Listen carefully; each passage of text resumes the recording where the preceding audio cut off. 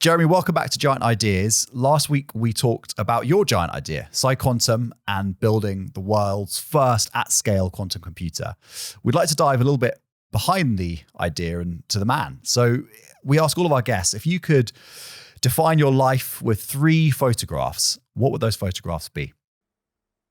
It's a tricky question. That the first one that comes into my mind is a photograph of myself, one of my co-founders, Pete Shadbolt, and Lord Danny Finkelstein,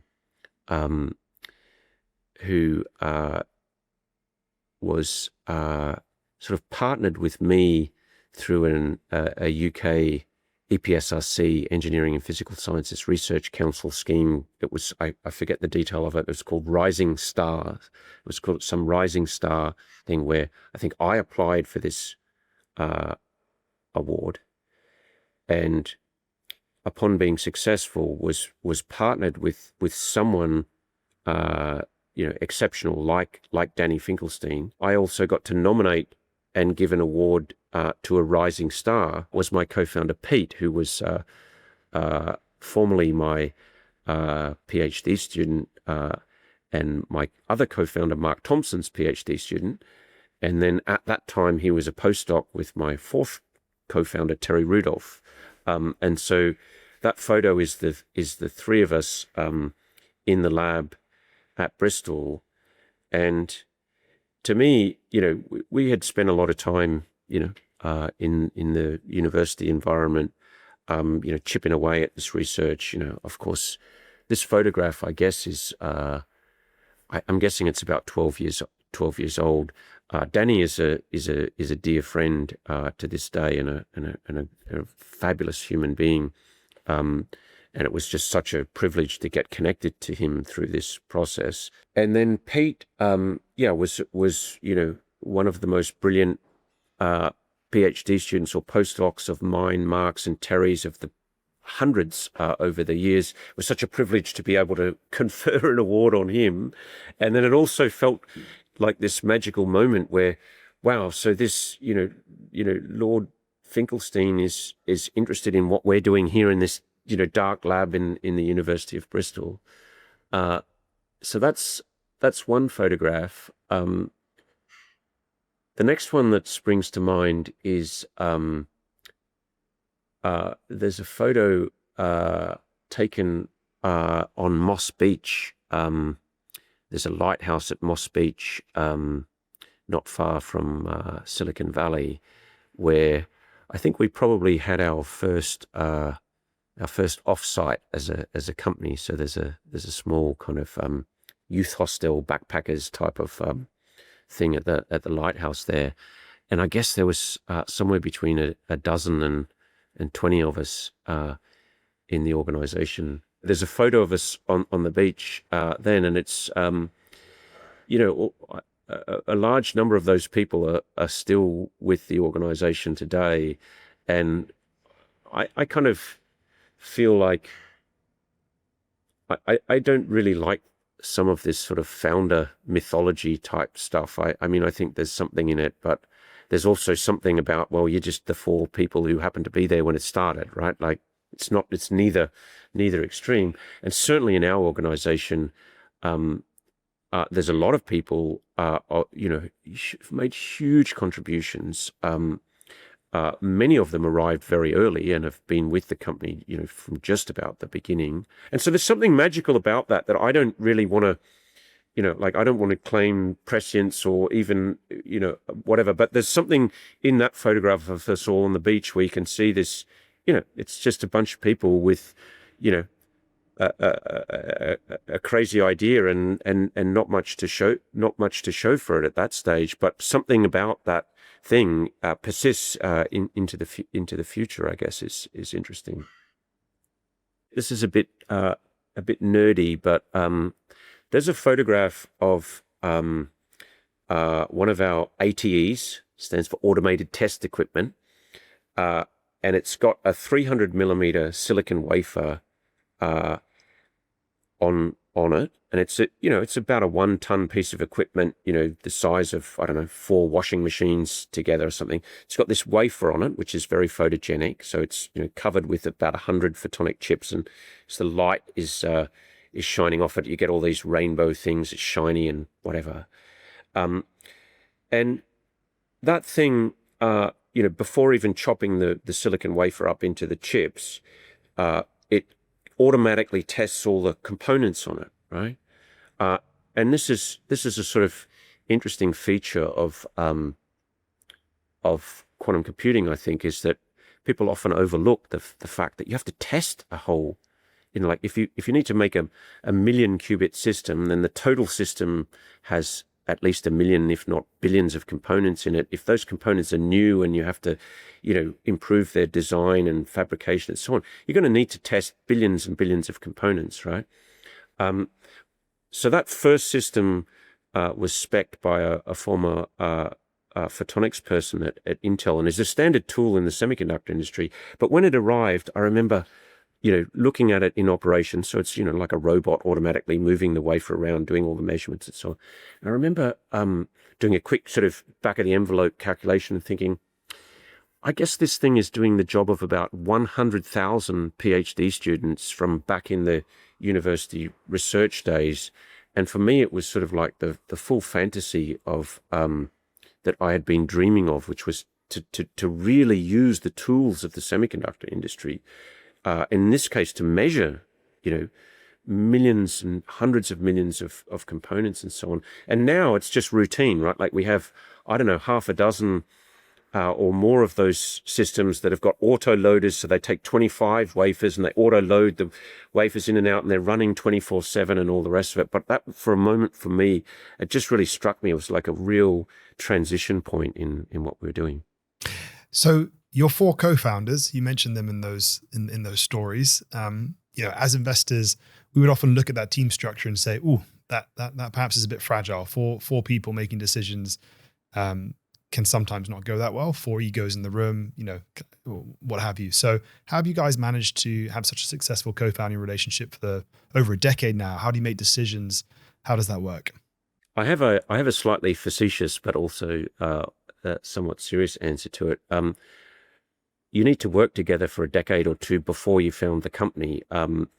And we had done that, and we had been through a lot together already. And so there was, no surprises and no ambiguity and nothing left. And in terms of the dynamic amongst the 4 of us, we had worked really closely for a very long time together. And I think that was very important. And then, you mentioned egos, and I used to say this a bit in the early days of the company. I think one of the interesting things to me about PsiQuantum is sometimes people see us as, a little bit standoffish, a little bit arrogant or something. I don't really know how people see us. But actually, I think it's a very low ego organization, coupled with extreme sort of rigor about all issues, technical and non-technical issues. And the way I used to describe it in the early days is that, the 4 of us who founded the company, we probably reasonably low ego individuals to start with, and whatever the profile of ego, the peak had happened and had come up. Like we had all done things before we started the company. I like that post peak ego.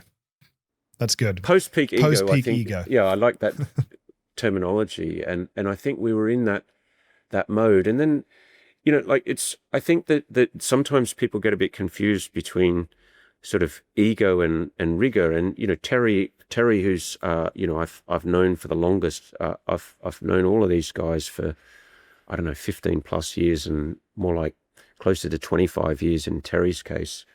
I remember at some point, we were, the 4 of us were meeting, and we had a sort of, biz dev type person who was just, friend and helping us out, whatever. Terry and I were arguing about something, and he's this person from the outside sort of like looking a bit worried and so on, and Terry just paused from shouting at me to put his hand on this guy's, say, it's fine, this is how we communicate. And I think that there's a sort of it's this sort of rigor with which you tackle the issue, which obviously in the early days for us was a lot technical, both, but it was not always technical either, right? I mean, we, even in the university days, we had to figure out, how to get large amounts of funding for our research and all this sort of thing. Like we'd been through a bunch of non-technical stuff together as well. And so I think it's about the, I think, I mean, we all kind of get this ego thing with this, which is that if it's about you, then that's a problem. And actually, for us, it's always been about what we're doing, sort of the opposite of that. And the way I always say it is that, if three people walk into a room with ideas A, B, and C, and they walk out of the room having concluded that one of those ideas is the right one, they have failed, right? Because they shouldn't have even been talking about it if it was that obvious. And if they didn't go through ideas D, E, and F, that came out of joint arguments and discussions and all the rest of it, and then settle on, a hybrid of that, you get the point. It's got to, and I have an example of that where from the early days when I went into our boardroom, which was our meeting room. It was the only room we had, in fact. It was our everything room. I went into that room to meet with the three co-founders and our then VP of engineering. And I was determined to let these guys know we have to do every silicon photonics multi-project wafer run that's out there in the world from now until further notice. I guess it was an hour later that I walked out of the room convinced we're never doing another multi-project wafer run ever again. And I think that's an example where all four of us, it's just routine for us to do a full 180 on what we think about something, because, I've just had Mark Thompson, who knows more about silicon photonics for quantum computing than anyone on the planet, tell me why we shouldn't do multi-project wafer runs. What do I want to do? Like argue the point with him ad infinitum and insist that we do it, Yeah. I always think it's so funny how when you work together for that amount of time, you end up having a shorthand, So I think some people see how me and Tommy talk to each other over email or directly, and are shocked at the directness and the bluntness, but it's such a shorthand you develop over many decades. It's shorthand that leads to massive efficiency, right? Yes. Where it's sort of the positive version of finishing someone else's sentence in the wrong way. It's like you know one another, you know how you work, you know how you think, you know how you communicate, you know your own biases, you know one another's biases, etc., etc. It's very it makes for extreme efficiency actually of communication, and it's not just about efficiency. It's about the quality of the decisions that you make at the end. And my view is that, it shouldn't take more than, if the decision's easy or obvious, then we shouldn't even have more than one person thinking about it, right? Like anyone who can think clearly should be able to make an easy decision. And all the decisions that require, a handful of people or more, then they're complicated, non-obvious decisions. And it's about the quality of them. So I think that the communication is sort of subordinate to that thing. And, the more decisions you have to make, the more efficient your communication needs to be. Jeremy, you mentioned they're doing this for decades. You must be a master of deferred gratification because you've been working on this for 25 plus years. The company's over a decade old. How do you keep morale high when for so long you're in stealth mode, for so long you're kind of pre-commercial? Both for yourself, how do you keep morale high? And then also for the team around you, how do you do that? I'm sure there'll be a lot of founders listening to this who'd love to know about that. Yeah, and apologies that I don't feel like I have profound answers to any of these sorts of questions. And unsurprisingly, I don't really think about it because, well, it's not hard for me for whatever reason, right? And I can just guess that for me, it's really important and it's fun, right? And I used to say in my, when I was a university professor, I used to say to people, like, we're gonna work really hard on really hard problems, right? Obviously, you didn't come to do research at a university to do something different to that, I assume. But you know what? We're going to have a lot of fun while we're doing that, because why would working hard on hard problems not be fun with people that are doing the same thing that you like and that you have to work on? You know what I mean? I think this is a bit my a bit segue on the climate change thing. I think the communication of that's been a bit problematic in that, I think Tommy, you and I discussed this over dinner at some point.